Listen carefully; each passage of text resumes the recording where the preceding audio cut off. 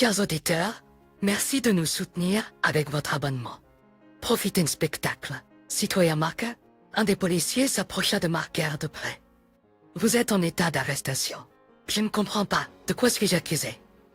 Marker regarda autour de lui et regarda Lyra d'un air impuissant et surpris. De violence domestique, de battre votre propre femme. Vous l'avez maltraitée quand vous avez découvert qu'elle voulait vous quitter pour son amant. La femme debout derrière les policiers hurla presque vers lui. Elle pointa les doigts à John, qui se tenait derrière elle. Monsieur John a écrit une déclaration disant que vous avez retenu de force la citoyenne Valeria et l'avez systématiquement battue. Marker se tourna vers sa femme.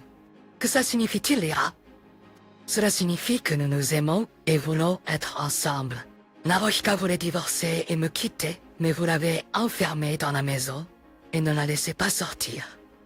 John se fraya un chemin et se rapprocha de Marker. Dès aussi, il sortit une pile de photographies et l'étendit au propriétaire de la maison. Du coin de l'œil, Lyra se vit sur la tour en par John. Ses yeux devinrent noirs et elle commença à glisser le long du mur, s'évanouissant. La dernière chose qu'elle vit fut Marker frappant son amant et celui-ci tomba dans les bras des policiers qui réussirent à l'attraper. Quand Lyra se réveilla, elle était allongée sur le canapé dans le hall et John se débattait à côté d'elle.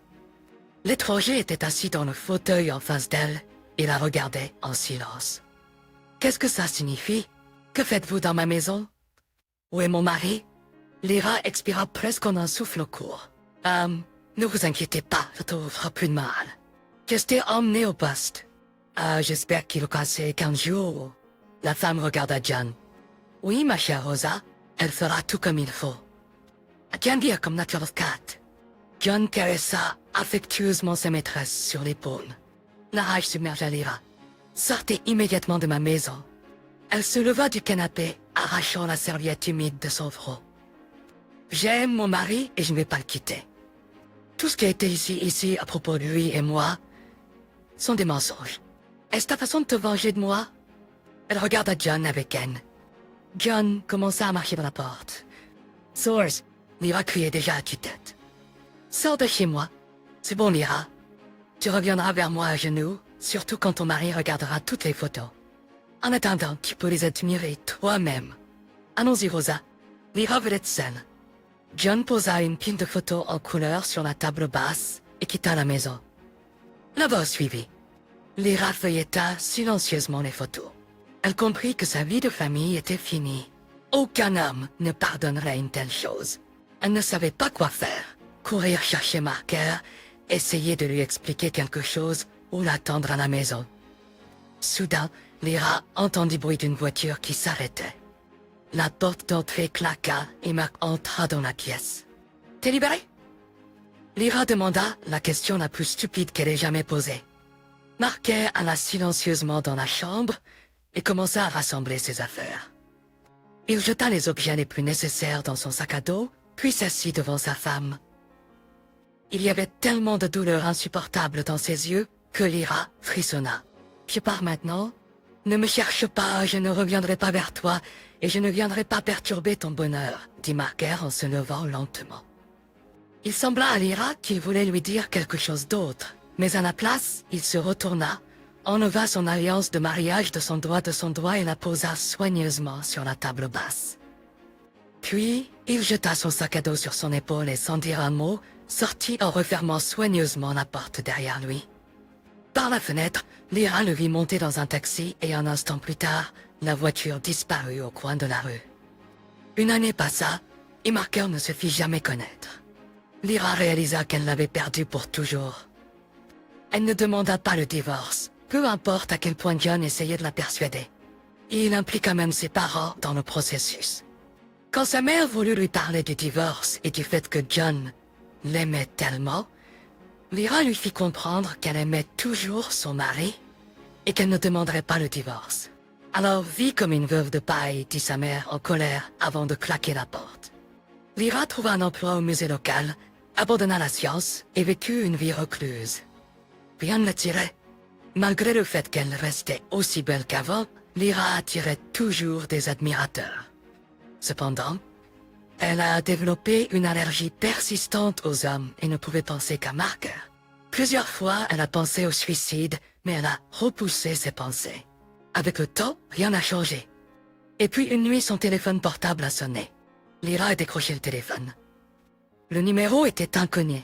Elle voulait ignorer l'appel, mais une force inconnue l'a forcée à appuyer sur le bouton de réponse. Valerie, la voix de l'homme n'était pas familière. S'il vous plaît, ne raccrochez pas. Marker est votre mari. Lyra a soufflé, sentant un pressentiment de malheur. Son cœur a sombré. Et lui, est-il vivant? Vivant, mais très mal. Il a une grave blessure à la tête. Il est dans le coma maintenant. Il n'a pas de parents, sauf vous. L'étranger a parlé à voix basse. Si vous voulez le voir vivant. L'étranger a donné l'adresse de l'hôpital militaire et de la ville où il se trouvait. Quand Lyra est entrée dans la chambre, Marker était allongé immobile sur le dos. Sa tête était bandée.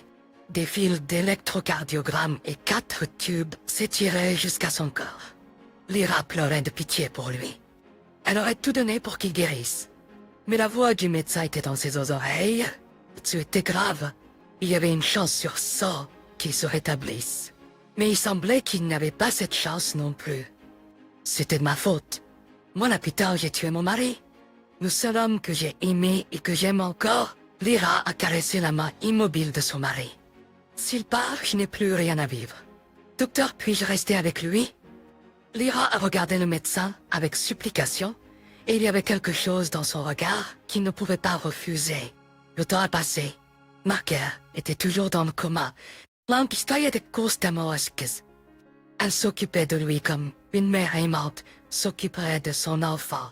Et puis le moment est venu où le médecin a détourné les yeux et a suggéré d'éteindre la machine de respiration artificielle. Lyra se sentait malade et pouvait à peine se tenir debout. Je vais vendre tout ce que j'ai. Je vais le transférer dans une autre clinique. Tant que j'ai de l'argent, il vivra. Je ne le laisserai pas mourir. Le médecin haussa les épaules et partit sans rien dire. Lyra comprit qu'il n'y avait plus d'espoir. Il ne restait plus qu'une dernière chose, et si? C'était au milieu de la nuit. Lyra était assise près du lit de Marker et le regardait. Son cœur était déchiré par la douleur pour son bien-aimé et le remords désespéré pour la douleur qu'elle lui avait causée. Soudain, Seigneur, sauve-le. C'était moi, je l'ai tué. Emporte-moi, je ne suis pas digne de vivre. Juste sauve-le. Aide-moi, Seigneur. Je vais disparaître de sa vie pour toujours. Laisse-le juste vivre. Et il y avait tellement de désespoir, d'amour et de foi dans sa prière, qu'il semblait que son âme ne pouvait pas supporter l'agonie et qu'elle quitterait son corps pécheur. Son cœur était débordant de douleur et d'amour pour son mari. Soudain, le son du cardiographe devint régulier. Lyra leva les yeux et vit une ligne droite sur l'écran. Le cœur de Marker s'était arrêté. Terrifiée par l'irréparable, elle commença à embrasser le corps immobile de son mari. Elle embrassa son visage, ses mains, et murmura une seule chose. « Ne pars pas, ne pars pas. » À un moment donné, il lui sembla que Marker bougeait. Elle regarda son visage, essayant de se souvenir de ses traits. La porte claqua, et le médecin et l'infirmière de garde entrèrent dans la pièce. À ce moment-là, Marker ouvrit les yeux. « Restez en arrière, vous dérangez », le médecin repoussa Lyra et commença à régler les boutons du cardiographe. Plusieurs autres membres du personnel se précipitèrent dans la pièce. Ils entourèrent le lit de Marker, et Lyra ne pouvait plus voir son mari derrière eux. Et soudain, le son du cardiographe changea. Le cœur de son mari battait régulièrement sur l'écran. Lyra entendit la voix du médecin et n'en croyait pas ses oreilles. « C'est fantastique, pensa-t-elle. Le patient est sorti du coma. » Lyra leva ses yeux pleins de larmes vers le plafond et murmura doucement « Merci, mon Dieu ». Elle enleva son peignoir et se dirigea vers la porte. Et soudain, à travers le bruit des équipements et la conversation douce des médecins, elle entendit distinctement une voix douloureusement familière. « Lyra ne part pas, dit-elle. Chers auditeurs, veuillez aimer et vous abonner à notre chaîne. Cela me stimule à publier de nouvelles vidéos pour vous.